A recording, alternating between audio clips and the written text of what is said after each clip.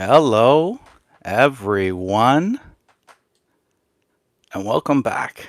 Whew, whew, it's been too long.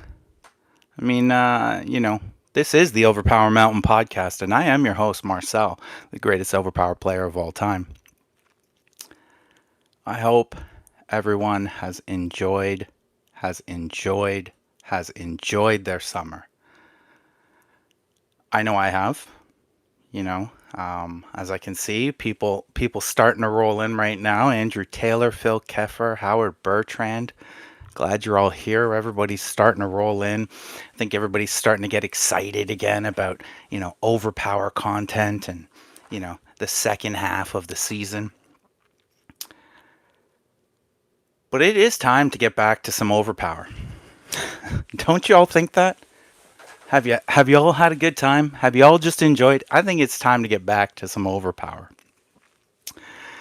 With the first half of the season finished, it's really time to focus on the back nine, so to speak.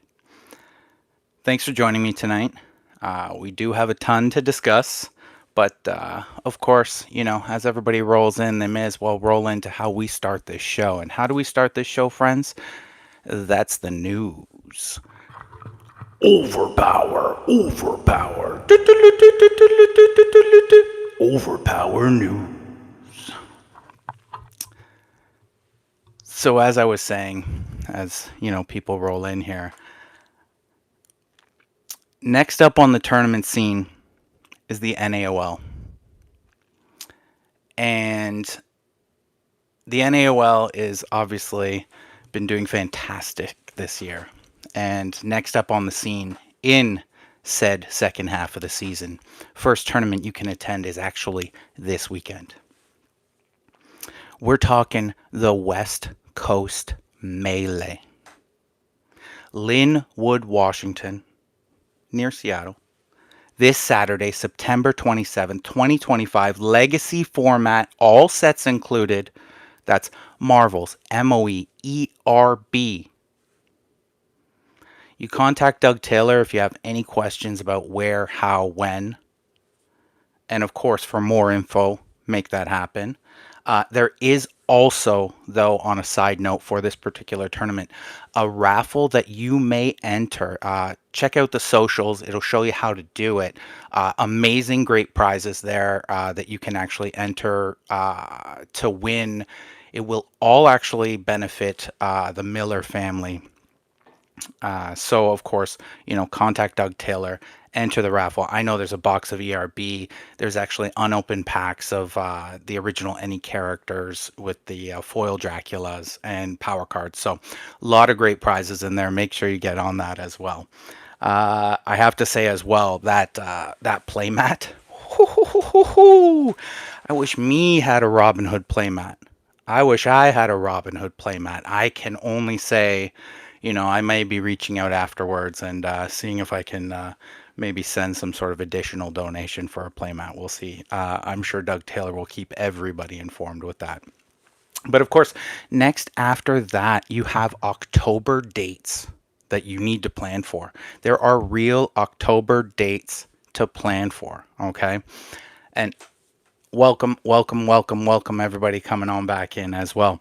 So the next October date that you need to plan for is Valhalla. It returns in the realm of Florida. Orlando, Florida, October 18th, 2025, $50 entry fee, legacy format again, and of course you contact Larry Van Etten if you have any more questions in regards to that tournament as well. There will be a new Valhalla champion crowned. And next, after that, now we're talking, friends. It is big time here. The Canadian Regional. That's right. Number 3 of 4 is in Vaughan, Ontario. It's just north Toronto. October 25th, 2025. 401 games. Modern format. $20,000 USD in cash and prizes. This regional, falling as the Brute Force Regional, will truly be a brawl. You make sure, though, if you want to know more about the Toronto Regional, you keep listening to the show. as obviously I will shout it out. It is in my particular backyard, as you can read that backwards. So you make sure you contact Lazarus Rising Games for more info in regards to that regional. Again, third of the four big money modern regionals. Lastly, I want to do a quick shout out. And this is weird that it's happening in the news section, but it's actually kind of hot news, and I want you to know about it because if you haven't, for some reason, been on any of the socials and learned about it as of yet, I want to make you aware of it. Dramatic drink of the water. We got Felipe Cagno, one of the creators of The Few and the Curse. That's the 7 power card you actually got in the Kickstarter, the 7 combat power card. He has 2 officially stamped OverPower mission sets available through his latest Kickstarter. Now, of course, you can go on the socials, you can find it. Search Felipe Cagno. I don't know if I'm saying that right, but Cagno. Again, I don't know why I make it Italian. They're Brazilian. It doesn't make any sense. And bear with me, okay, friends? But you contact him if you want more information about this collectible. Apparently, there's 2 different mission sets. So, a lot of people are playing no missions, as we will get to talking about in the deck lists later on. And these would just be awesome to play because I can't imagine why they wouldn't make them legal if you're not actually playing any events in your actual deck. So really cool collectible. Check it out. It is on Kickstarter there for you. And that's the news. Overpower, overpower, overpower news. I did mention earlier as well, and a lot of people seem to be, banging it here in the comments. The pin for the Seattle Regional looks phenomenal. Quick shout out, it is this weekend again. I know there isn't a major attendance. If anybody watching the show was like, I always wanted to be in the Nationals of Overpower next February, and I'm having a hard time because I'm going to all these big money, modern tournaments, and I can't get in, or I'm going to these NOLs and they're really packed. This would be a great chance for you to try to make top 8 and get your seat into the Nationals this weekend in Seattle. Plus that playmat. Oh, plus it all goes to the Miller family. Just all great things happening this weekend, I have to say. I'm definitely looking forward to see what happens there. Of course, with that all being in the news, I have to say there's lots of opportunity to play Overpower and all the formats coming up. But before we kind of get into the deck breakdowns of everything, we're going to do a debut of a new segment, okay? And we'll see how this goes. I call it OP Rants. Everybody, as we look at the boards and the socials and the discussions that are starting to happen around Overpower, the hot topic at the moment seems to be deckless. Now, everybody seems to almost have a very passionate approach to the subject when it comes to deckless, and I'm not going to rant too long on it, but I will say this in terms of what I firmly believe. There are 2 sides to the equation, and it was eloquently placed in a post recently on one of the socials as well. But with this hot topic, argument on the one side seems to almost stem from like, the game won't grow unless, decks are shown. And then the other side seems to sort of say, I worked so hard on this deck, why should I give all that hard work away for free?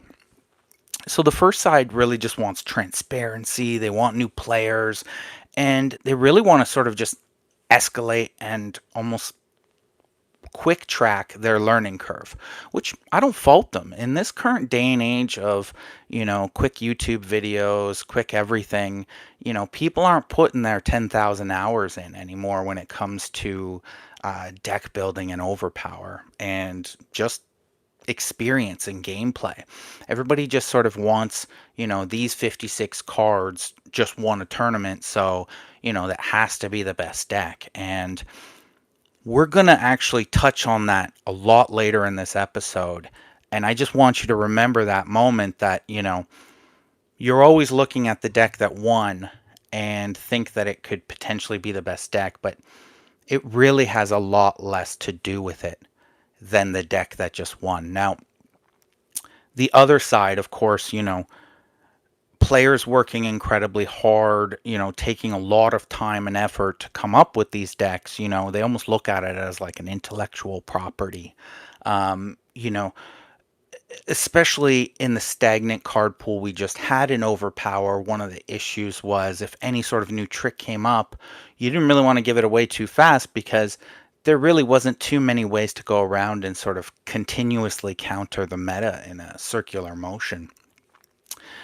And I almost find that we're in that same similar boat right now with this small ERB/World Legends set that we're in right now. It is such a small and defined card pool that when people have, an idea around how many power cards or how many universe cards or how many specials a certain character can play or the threshold they think before KOs occur, this sort of experience you gain through either play or just continuously thinking about the game, it is worth something, and it falls into the money, or sorry, into the money. It falls into the situation too that, at this particular time, we do revolve a lot of, especially the modern play, uh, around these big money modern tournaments. So to give off any angle or edge, really does a lot of disservice to people who really put a lot of time and effort into the decks. Now, with that being said, I'm going to sort of throw in an additional sort of hot take in this moment. Everybody's like, oh, we need deck lists, we need deck lists. And I will say a lot of great players have actually put deck lists out there. The late Phil Miller, even his regional decks, deck card for card, put it up on his podcast. And, I know Andrew Taylor in Seattle put up his as well. But I will say this. LRG already gave you 4 deck lists to work with, for new players to get into the game. Now, when it gets to new player to, competitive player in modern, I think there's a lot of work and there's a lot of effort and there's a lot of passion that needs to go into something like that, especially if you want to compete on the top levels. But for everybody to say that there needs to be deck lists for new player growth, well, LRG already provided 4 deck lists. They're called starter decks. And, that's a place where new players should start. And then, of course, with additional help through Overpower content that I know is all being created right now in all of your minds, and you're all going to do it yourselves on YouTube soon, you know, new players will slowly learn. A lot of people say, oh, I try to watch your show, Marcel, and sometimes you speak in a fashion like I've played the game for 30 years and I should know everything you're talking about. And the answer is no, you shouldn't fully understand everything I'm saying. If you do fully understand every single thing I'm saying, then you are on an elite level of overpower. But I don't want to talk down to you or sort of simplify things too much because I want you to understand the level you need to get to if you really actually want to reign supreme on the top of, you know, the Overpower Mountain. So it was said actually very well recently in a comment, with patience and hard work, you could actually recreate 80 to 90% of most decks through video and word of mouth, between the tournament itself as well as after post videos. Now, after post videos are its own, ball that we might get into in another rant another day, but is not part of this one. If you have watched most of my episodes, you know that I believe deck lists are a trap, and they keep your mind incredibly stagnant. I always push back to the moment where we had something called the Lambo era, which eventually I guess people turned into the Cadillac era. And it stemmed from a deck list. And people thought, oh, this deck keeps winning because this particular player keeps playing it and keeps winning. And then they showed it, which was me.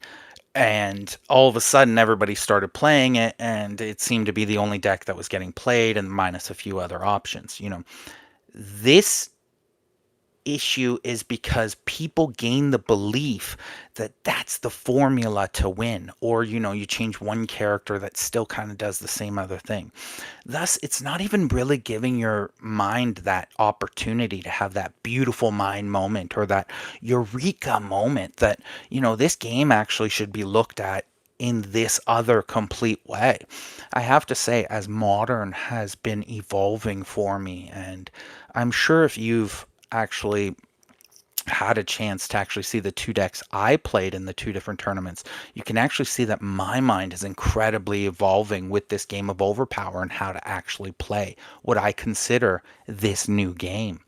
And, I have the benefit of talking a lot with the Bertrands, who are doing a lot of play testing when it comes to, just the actual modern format, future cards, and so on. But they also think in a very incredible different way, as well as players in Canada like Sean Ballantyne or Gary and Sutton. And getting all of their options, it's almost like when I originally played, and it's giving me this new inspiration to almost rethink the game and how to play it and how to approach deck building. So don't just think about card lists. Don't just think about how someone builds their power pack. Think of how you build your power pack through your experiences. So all I can say is the best way to approach it when it comes to deck lists: learn the rules, learn the card pool, learn your way of winning. That's the recipe for OP fulfillment and happiness. That's OP Rants. Whew, whew, monologue. Shakespearean right there. Well, you don't come here for the news, and you don't come here for the rants. You come here for the knowledge. So let's get to some of that, because that's why most of you have tuned in today. But of course, just before we get to the top 4 decks, let's smash the like button. Subscribe. We are still climbing to our 500 sub goal. We will get there one day. This game is going to explode, and you will get there one day, Overpower Mountain. So subscribe, hit the like button, leave a comment after the video about, we're about to talk about the top 4 decks from the Columbus Regional 2025. Leave a comment. Which deck was your favorite? Which deck would you not like to sit against? Did you not even like this episode? Leave any sort of comment. It all helps the channel grow and keeps me sort of producing the best Overpower content on the internet. So like, subscribe, and comment. All right, let's get to why you are all here. The top 4 decks. Boom, boom, boom, boom, boom. So I had the fortunate, I guess you could say, of playing 2 of these top 4 decks. So I actually got to see 2 of them live in action. One is probably going to go down as one of the most iconic games Overpower, at least in the new era, has ever seen. It is an incredible, wild, feature-length film match against Gary and Sutton in the quarterfinals that just happened in the Columbus. Get ready for when you get to see that. Make sure you get some popcorn. Make sure you get lots of beverages. It's quite the event, and you will enjoy that game. It is phenomenal. Gary and Sutton. I may as well start with him right away. Carson of Venus, Leonidas, Merlin, Dr. Watson. 221 Baker Street. Cataclysm, Fairy Protection. Okay? Fairy Protection. I believe there was no mission that was played by him in terms of event. When I say no mission, obviously he played 7 missions. There was no event. Now, I knocked Garion out of the Peace Bridge 2025 quarters, and he returned the favor in this regional. So playing the deck, I got a really decent read of it. Initially, the grid alignment to me seemed out of place, with Lone Leonidas just sort of standing tall in the middle. Now, I've played Garion for 20 something years, and I will say that I know his style, I know his deck play. So, there's always these little micro matches when you get against certain players. And there's always these matches that sort of like stand out and you remember them and you remember how to play certain people. Now, Garion constantly builds these most unique style decks. Now, they come in terms of uniqueness, whether they either be an angle of specials or a unique sort of approach to a grid. And I think he's done both in this particular deck. Garion is known for bringing decks that are truly authentic. This deck was no different for that. From stealthy use of Archimedes from Merlin. That's, of course, play this card and you have to expose any card in your hand of my decision, whether it be universe, special, or power card. Very stealthy use of that. And I have to say, between that and the use of Not a Bad Detective by Watson from Reserve, cards in your hand were constantly being threatened. Last, of course, you're forgetting at the last moment that Carson, because he's not in reserve, is still there on the front. And, Carson has some telepathic training, and that alone will shred your hand. That alone is the bazooka blow that you're least expecting, because you're expecting just these sort of little subtle cards from either Merlin or from Watson himself. Fairy protection was used to almost a perfect degree here. Now, he was almost always hoping to get fairy protection around, I'd say, like the third, fourth, fifth round, because with Garion's play style of placing, waiting, being patient, looking for his cards and his card advantage, he would often have these moments where, as you streamline mistakenly through Leonidas, thinking, he's the only 8 combat character and everybody else is this energy, and I'm going to kill Leonidas. You're not going to kill Leonidas. Nobody kills Leonidas. Nobody kills Leonidas. He would hope you'd try, because with all of the innate Leonidas defense, and of course other, random defenses of the deck, even if you got to 2 hits, by the 3rd round, 4th round, his patience would wear perfect, and then all of a sudden, boom, fairy protection. Now, playing 2-2-1 Baker Street, he can't place that, so he has to play it in the round he gets it, and has to venture accordingly.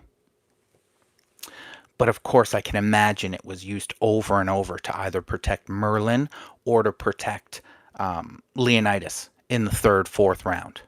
Beautiful play of fairy protection in terms of a deck that can't place it and has to actually use it. Garen just puts you into that early to mid-game holding pattern. And he's sort of waiting for these micro mistakes to happen. It's what a lot of the top tier players will do. We'll hold the game at this sort of like pat level and wait for either a major moment of advantage or micro mistakes to slowly add up into these advantages. As his depth of the knowledge and experience with the modern card pool grows, you will continue to see him in top 8 lists and holding a trophy soon enough, remaining, of course, reclaiming his prophecy as the next great one. When I look at Garion's deck and I sort of try to put a conclusion around it, I imagine Garion was running an incredibly lean deck, really trying to maximize and ensure the potential of, several negates and several of the 300 cards through Leonidas. I don't think this deck had any sort of crazy angle to it other than the Baker Street sort of hidden moments where they got you in these sort of card advantage spots. And I will tell you, there was a great moment where he did get me with Archimedes. And again, look forward to seeing that when you do. However, with Garion's super solid playstyle and ability to play opponents very well, again, what I always try to tell you, it's not just about your cards half the time. You have to always look across the table and realize what your opponent actually has in these big, big games.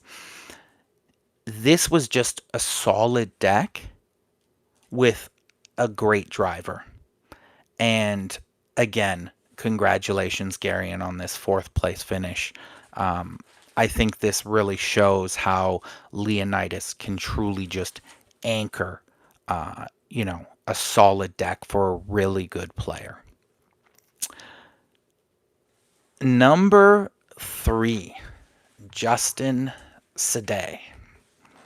Oh, I reached out to Justin because I wanted to just make sure I had a few things straight about his deck, because at the end of our game, it really took me, and I'm going to talk about that game right now. Of course, Justin Sadeh. Let's go through his deck first, because that's what you're all here for. Sherlock Holmes, Victory Harbin, Count of Monte Cristo. Intellect build, my friends. Intelligence build. Carson of Venus in reserve. Look at that guy just creeping up in 2 decks. 4th and 3rd place. 221 Baker Street. Cataclysm. Heimdall. Cataclysm. Heimdall. Hello, Heimdall. Take me to Valhalla. And of course, using an event, he used, of course, mission set Time Wars, and he used Rally Our Allies, which is, of course, for every universe spot available on your front line, you may go get a ally from either your dead pile or draw pile and place it to them. That's right. That's right. Heimdall as the Cataclysm here. I start my talk about Justin with a quick story to help you understand the level of play Justin has reached through passion, perseverance, studying, and honestly, hard knocks experience. We played in the round 7 of the regional that just happened in Columbus. The winner of that, because there was 8 rounds of Swiss, the winner of that game was guaranteed a spot in the top 8, and the loser had to win the next game to make it into the top 8. So we both were really trying to win this game. I felt like I was handily sort of had the game in play to a very good degree. Our game is called the Last Hand. Now, Last Hand is when time runs out. You get one more hand additionally. We're going tied on venture, going into the last hand. And both of us have 2 characters left. We draw, however, he discards a lot. To the point where I literally look over across the table and I go, well, it's game over. That's the game. And he looks back at me and I have this huge hand compared to his, few cards. And he goes, let's just play. So, a couple of back and forths, little jockeying, attack, defend, attack, defend. And I have all monster cards left. I believe I even have, a 10 in my hand at that particular time.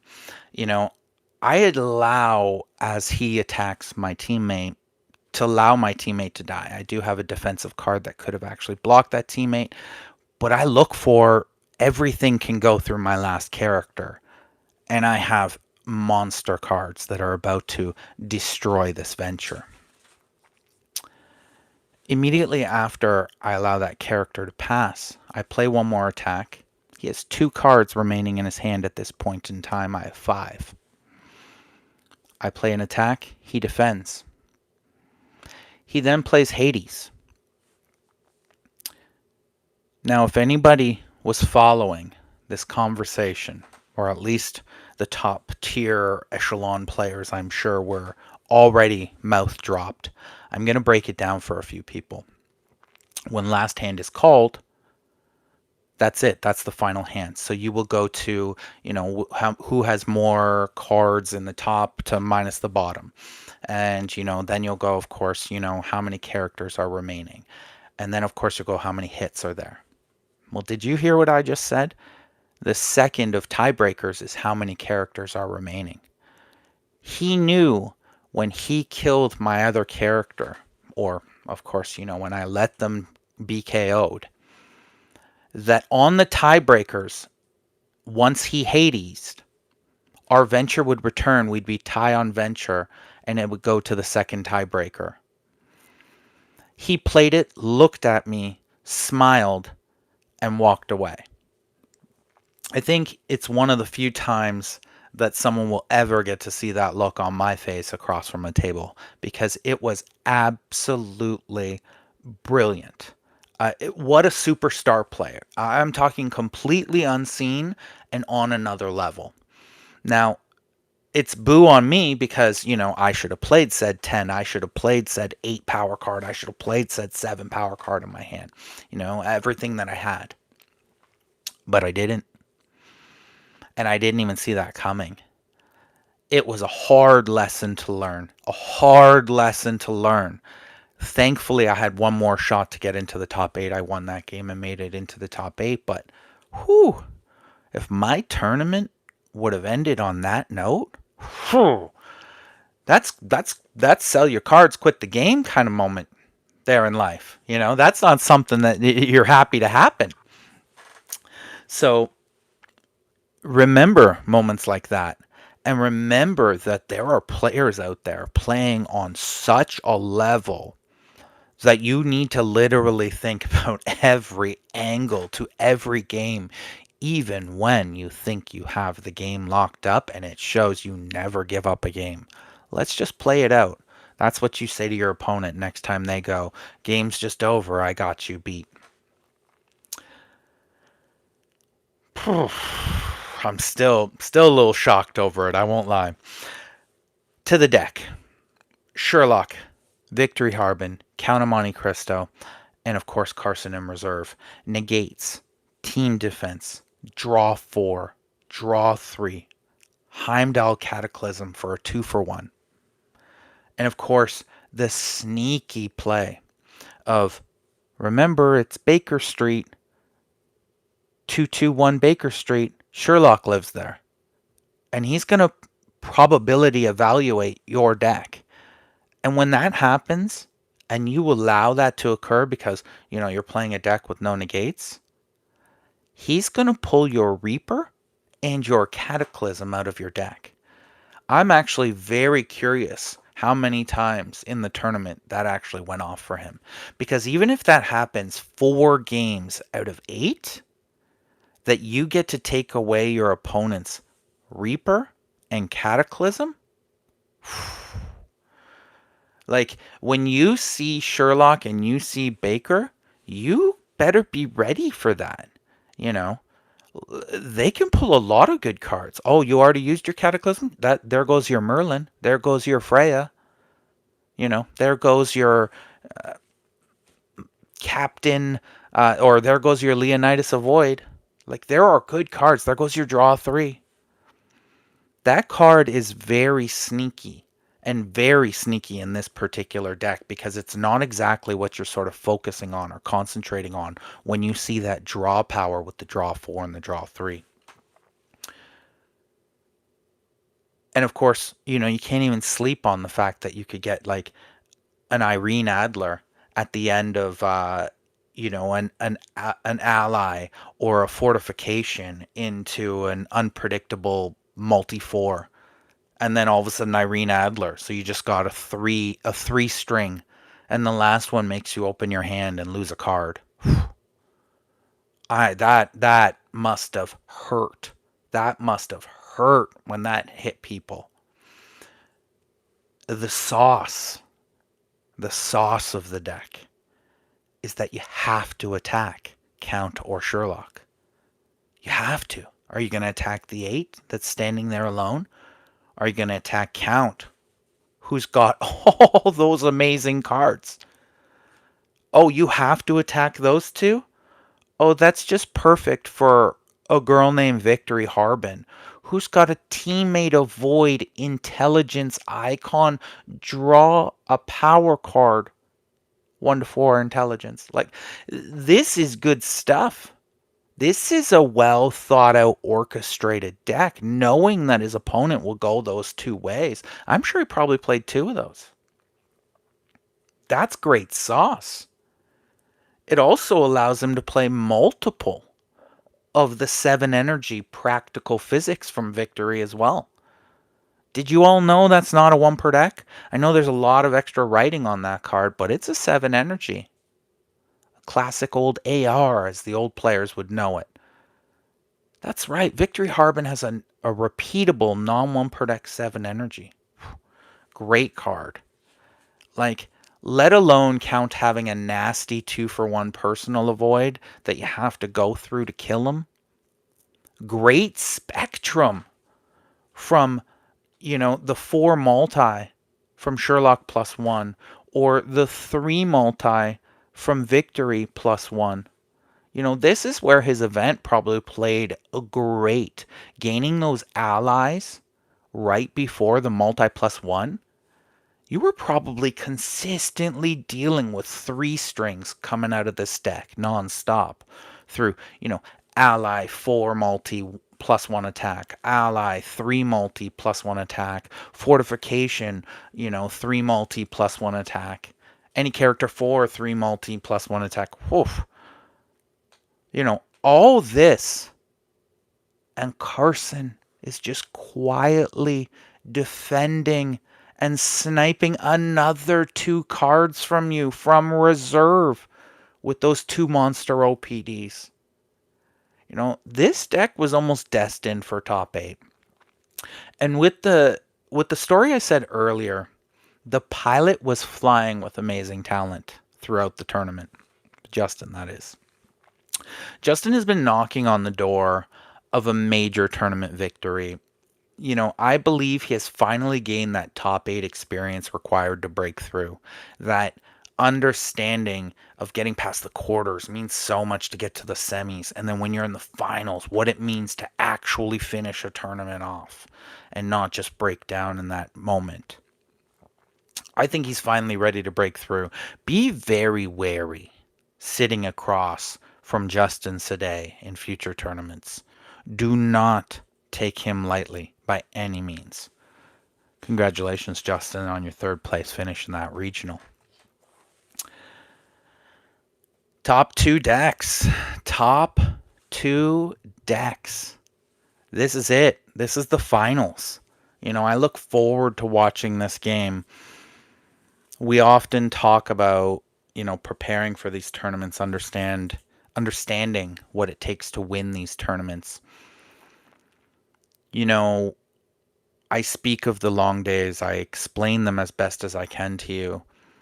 I can't even explain how long of a day this last regional was. The finals was played at 2 a.m. in the morning. You can imagine you arrived at 9 a.m. Played a wild full day of OverPower. Hopefully you ate the right amount of food. Hopefully you hydrated properly. Hopefully your digestive system is working well, because I can't even do the math in my mind right now. So it's like 12, that's like 17 hours. 17 hours of OverPower. And then you have to play your most important game of the day. Kudos to these 2 gentlemen making it to the finals. I actually had to get on the road at about 4 a.m. the following day, and I could only imagine if I was in the finals at 2 a.m. what mentality I would be under. So, I sure these 2 guys were ready to duke it out. And from what I hear, it was actually a decent final, and look forward to watching that as well. So, 2nd place. I'm going to have to come up for a nickname with you because, when you start popping in this many top eights, you're going to have to start to get known by your new name. We'll come up with it soon, my friend. We'll come up with it soon. Thomas Klein from Seattle, Washington. Now, he played Wicked Witch, Sun Wukong, Joan of Arc, and Billy the Kid. Round Table, Cataclysm, Lady of the Lake. No event. No event. So Thomas is one of three people to make both top eights in the first two regionals. This should say it all. Thomas has vaulted on the scene with his decks and play in the modern format, riding side by side with his knight in shining armor, Joan. Thomas has taken the shift mechanic from Harness the Wind and Transformation Trickery and gave them more purpose. First, to protect Joan early game, and then ultimately, with the second shift, to kill Joan with Burned at the Stake. Or to either or push into Sun Wukong's 5 elements. Both, of course, being round winning cards. 2 and 2. 2 cards that can master shift. 2 cards that can win you the round.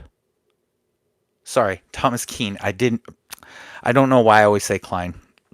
I think I'm thinking of Calvin Klein. Maybe that will be incorporated in your nickname. Apologies on that, but I will always say Thomas Keane there. I will be keen on that name from now on. I will never forget it. And now it's a funny moment in the show.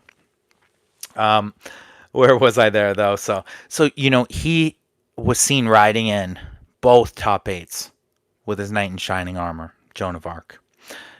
Thomas has shaken that shift mechanic and did the double up twice, both with round winning cards. Now, he's gaining his card draw because the deck itself doesn't have an overly tremendous amount. Now, Wukong is a bit of a sleeper when it comes to card, I guess I'll say, advantage, because of course you have the avoid plus his actual 6 combat discard a universe almost acts as a +1 majority of the time as well.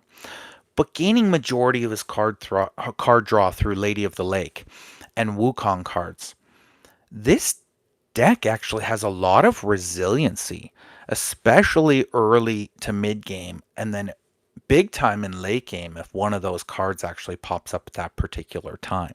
With the shifting mechanics and the good amount of actual offense, with the speed from Joan's inspirational leadership and the big hits coming from the 2/8 characters through both either the 11 brute force or the multi-8 or the 7 or even that 4 from the Wicked Witch off of an inspirational leadership is a big card. Again, you can see that, ally inspirational leadership into 2 big attacks from your 2/8 characters. How are you dealing with that 4 string attack coming at you? Plus, especially knowing that any pressure you try to apply back to an opponent like that is probably playing this round because they will have one of their shift mechanics available to them in a defensive manner. Whew, this would be a tough deck, and this actually was... I was lined up to play him in the semis had I continued on, and I think this deck is the one that would have given my deck that I brought the most difficulty due to the fact that those shift mechanics can actually be played defensively. So gaining sort of that card draw, smart play, placement, understanding playing towards those shift mechanics, and having those card advantage moments was really the name of the game for Thomas throughout the whole day. Having round table be sort of that place for him to just either place that early Reaper stopper in Freya or Merlin, or, placing down that early Gemini where he potentially would need it later for, another Harness the Wind, or, playing Lady of the Lake. There's many occasions where you actually don't have the round or the moment you want to play it, and it's so beneficial to play something like that moving forward. All of those advantages, and then just waiting for those specific moments for your opponent to make that mistake where one of those Joan cards penetrates through. Those are the moments that Thomas was waiting for, those KO opponent character, and then you're discarding 2-3 cards. He just kept that slow ebb and flow, making sure he always had that defensive shift mechanic available to him. And it shows that it works. It works well. I know there were actually a couple other people who played a Wicked Witch Sun Wukong combo as well, and a lot of them actually did very well in the tournament. Of course, Sun Wukong now appearing in both the first and second place decks.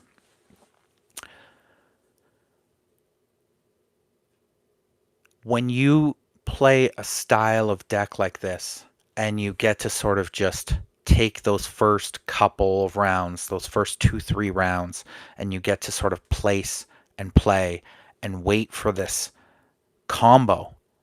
Let's take it back to the beginning. He has 2 shift cards plus a Gemini, which could create a 3rd shift card, and 2 round-winning combo cards in Wukong's 5 Grasps and Burned by the Stake by Joan. Wait it out. Patience is the key, and he used it extraordinarily. If you wait for your moment, you'll get to venture your 4. You'll get to venture your 5. Your opponent doesn't have a negate? Well, I'm sorry, but, Harness the Wind into Burn the Stake now is probably, you could probably venture 7 almost, because of that discrepancy that can occur. Let alone, you can shift it all to Wukong and remove it all for nothing. Phenomenal. Phenomenally well thought out deck. Now, when I messaged Thomas, he did mention to me actually that he actually didn't play test this deck. He actually had other decks he was playtesting, other decks he was thinking about. This idea came to him at the last moment, and he just went for it. He said, Joan, come with me. I got a deck idea, and we're going to sort of run this regional. And he almost took it right to the top. Thomas has proven to me that both shifting works and that Joan of Arc was not just a Seattle one-hit wonder and is truly a top-tier character. She truly just changes the game when EFL hits the board. I just talked about most of his deck. We didn't even talk about when EFL hits the board.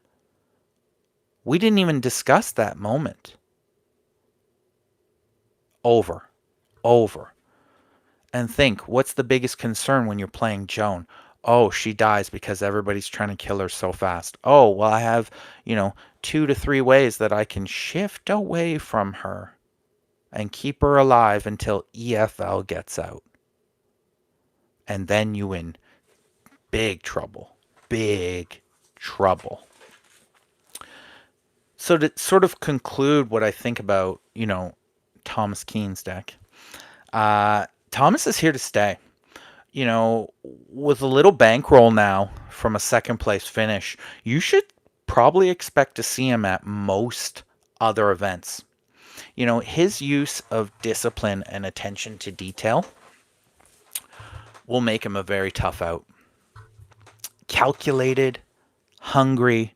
I can only imagine a second place finish to a competitor like that has only made the appetite stronger for a trophy.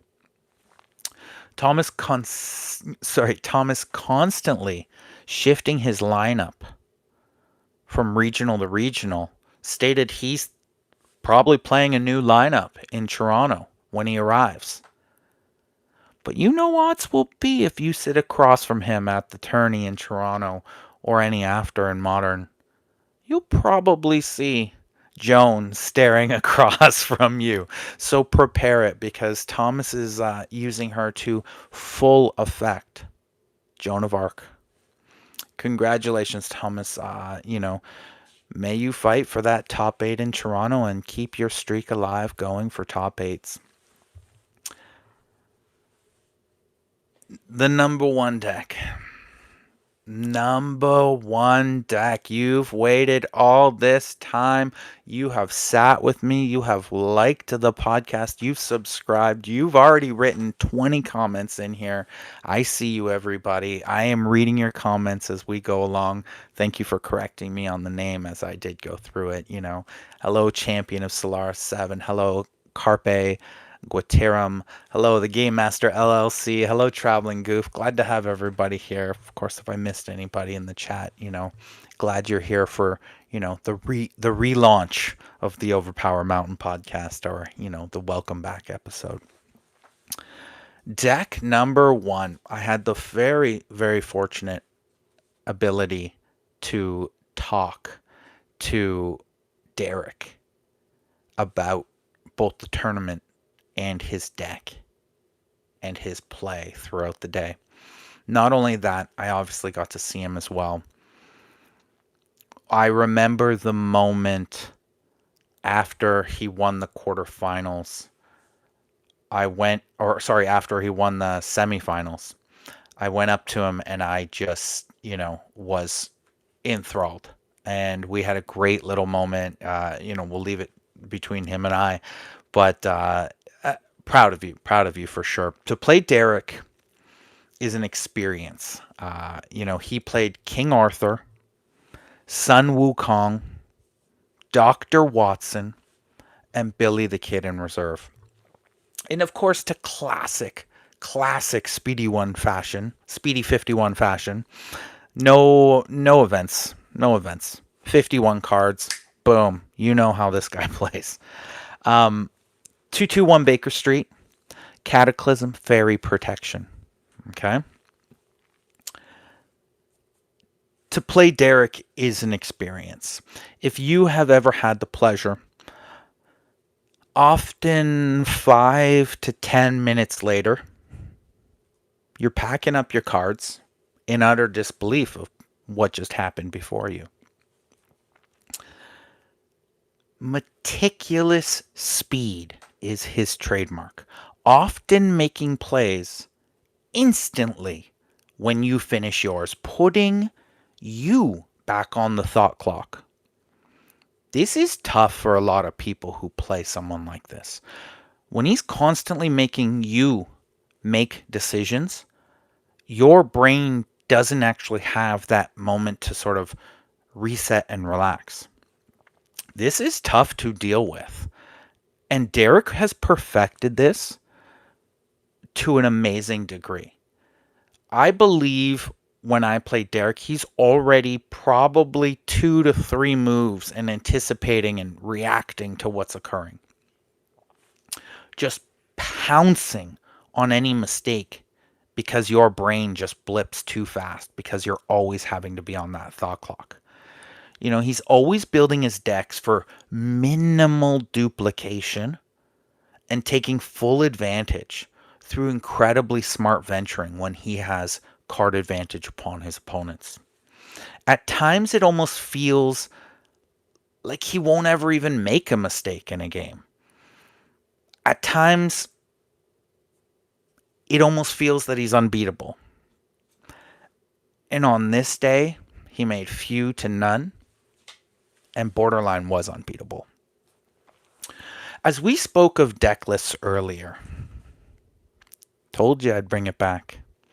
As we spoke about deck lists earlier, Derek did not make the top 8 in the Seattle Regional with this exact same deck.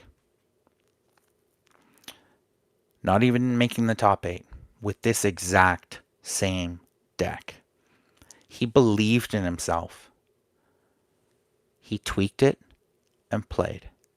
Tweaked it and played. Tweaked it and played. tweaked it, and played. Somebody's going to make a beat out of that. I'm for sure of it. You know, understand what I just said there. He didn't just go, okay, everybody is playing this and one with this. He said, I believe that my deck is good enough. I believe I'm good enough. And he played the same deck that didn't make top 8 in Seattle, but believed in himself, and it won the Columbus Regional. Keep that in mind when you're thinking about just seeing other deck lists and playing those decks. You know, believe in yourself, believe in what you're doing is right, and through experience, that's where you're going to truly, truly gain these, you know, overpower wins in your mind. King Arthur, giving him tons of defense through both the teammate avoid and the 1-4 team avoid.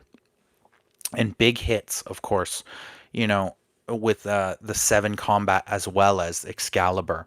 Now, one tricky little play is, of course, you know, using heavy as the head into Dr. Watson, always there for a friend, you know, allowing you to sort of shift to using heavy as the head to shift actually to Arthur and draw the card as well. So just another way where you can sort of shift attacks, also using the shift advantage through Wukong. Or, of course, just letting Dr. Watson play it himself and be another vehicle to sort of get into that teammate avoid. Another great Reaper block that way. Now, he's using Baker. If you don't recall, he's using Baker, but very few of his characters actually have Baker cards, except for one.